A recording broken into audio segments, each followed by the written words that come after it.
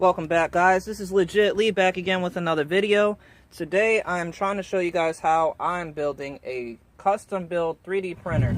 Pretty much it's going to be like the ANET A8 because I'm using some of the parts from that printer to build this one. But it's going to be a really big size. It's going to be, because the print bed size of the ANET is usually around 220 millimeters and squared. And what I'm doing is I want to double that all the way around, so it'll be 440, which is around 17.3 inches long.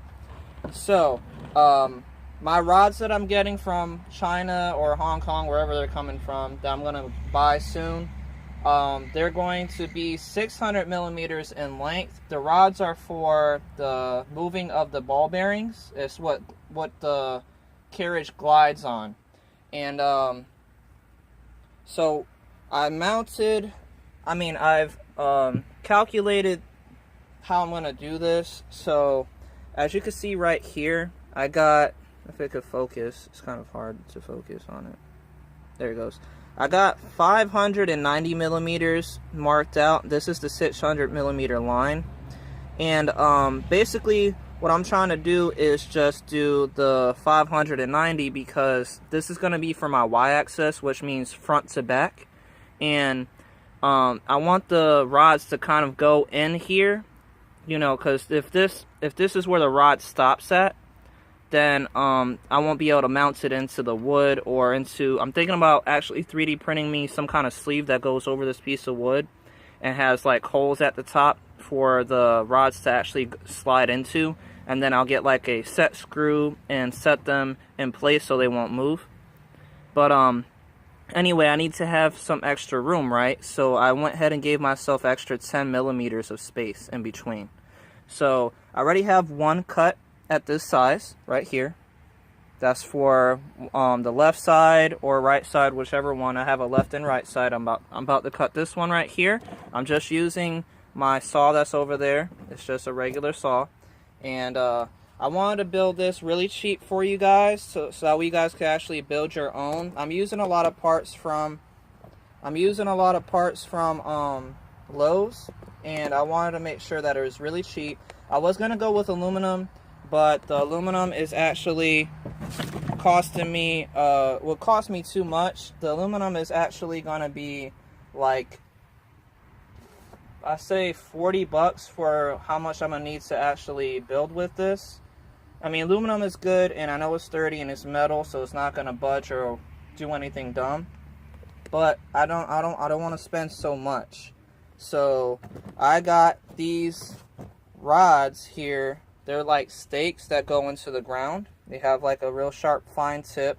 I got these from Lowe's. They come in a 6-pack, and they're about, I want to say 5 feet. At least 4 feet. I don't know the set foot on here, but yeah. So I bought these. They come in a pack of 6, and there's enough here to build the whole entire thing. And this only costed me after taxes around $8 and like 6, 7, maybe 10 cents. And that's in USD, US dollars. Anyway, so I saved over half the amount I would have if I would have went with aluminum rods. So I'm gonna go ahead and cut this piece right now, show you them together. I'm sorry if the camera is moving. My cat won't stop messing with me. She's acting ridiculous right now.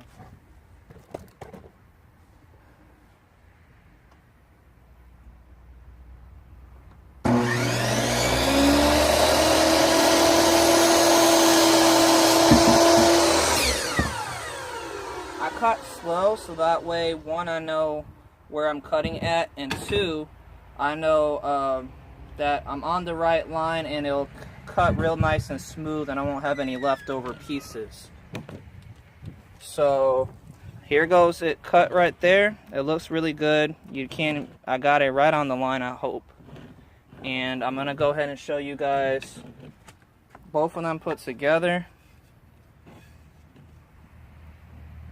And that's exactly, they're exactly lined up perfectly. So I actually cut that right on the spot that it needs to be cut at, so that's good.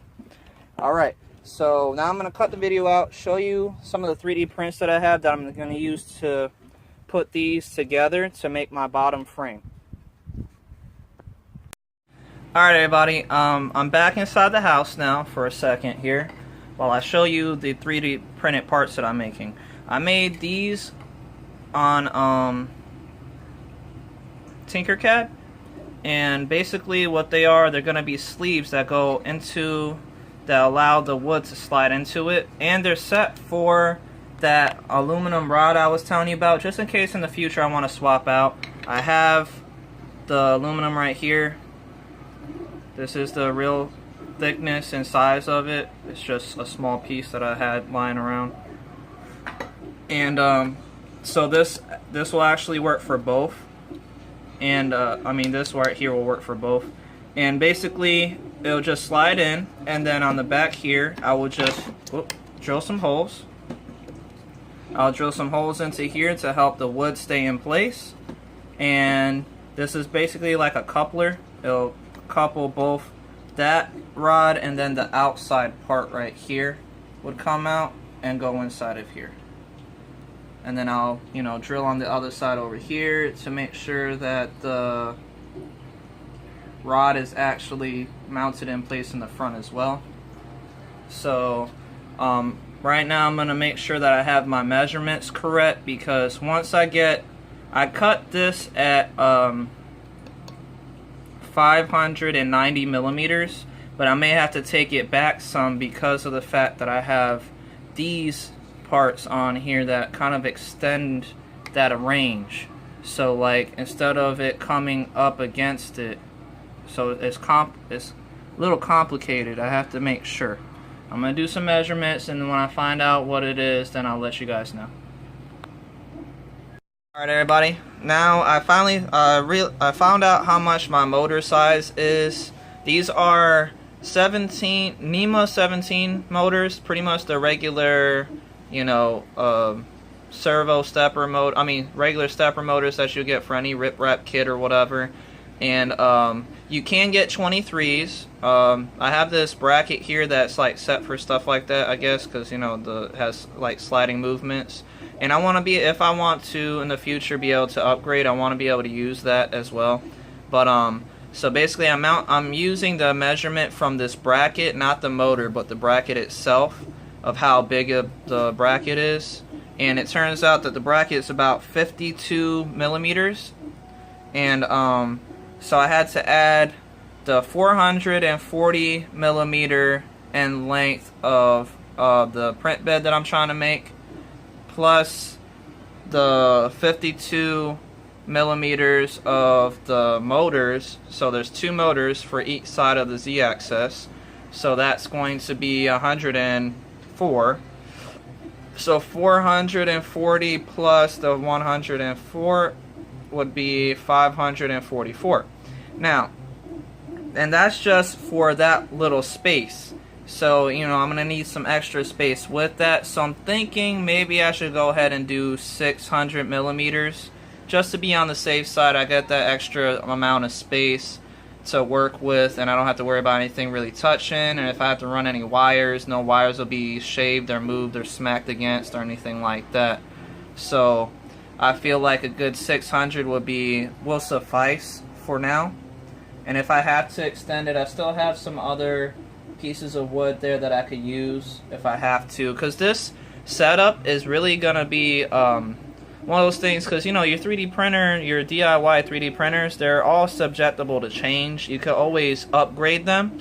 So that's what I'm trying to do for my kit that I'm making. So basically, if 600 millimeters isn't enough, then I will do, you know, 7 or 8. All I gotta do is just cut the wood and then extend it. So I'm gonna start off with 600 for right now, and then we'll see how it goes. But I'm gonna go ahead and cut the video out now and get those 600 millimeter rods. I just put these together just to see what they look like, you know, when they sit on top of each other here, and they actually look pretty well made. That was printing in the air right there, so that's why you can see like the little imperfections, but it's fine because I'm just using them as a guide. They don't have to be perfect.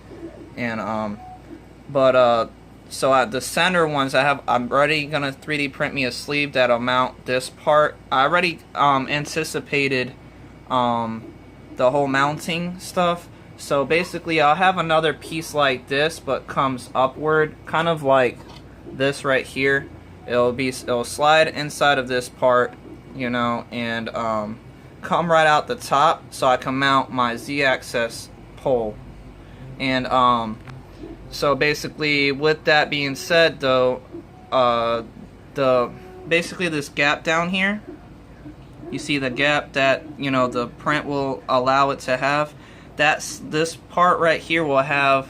I'm gonna make brackets that mounts all the plastic parts down to a piece of wood for more stability. So say like I have a bottom flooring is made out of wood, I'm going to have brackets that actually come over the plastic pieces, not the wood pieces, just the plastic pieces, that help strap the plastic pieces down to the frame, which will be actually better and more stability.